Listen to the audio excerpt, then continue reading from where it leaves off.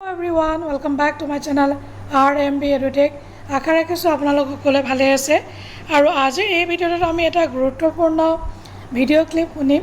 আৰু ভিডিঅ' ক্লিপটো আমি চামো যে আমাৰ মাননীয় মুখ্যমন্ত্ৰী ডাঙৰীয়া দেৱে কি কৈছে আসাম ডাইৰেক্ট ৰিক্ৰুটমেণ্টৰ গ্ৰেড 3 আৰু গ্ৰেড 4 এক্সাম কেতিয়া হ'ব লগতে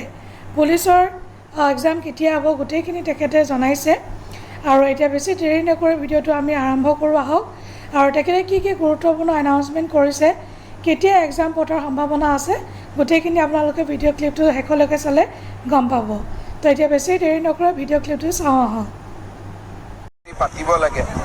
পুলিচে দৌৰিব লাগিব পুলিচত এখন খেলপথাৰটো পানী নোহোৱাকৈ নাই সেইকাৰণে জুলাই মাহটো অপেক্ষা কৰি লওঁ তাৰ পিছত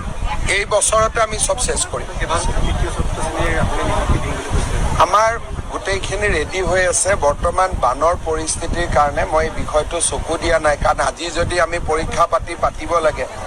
পুলিচে দৌৰিব লাগিব পুলিচত এখন খেলপথাৰটো পানী নোহোৱাকৈ নাই সেইকাৰণে জুলাই মাহটো অপেক্ষা কৰি লওঁ তাৰ পিছত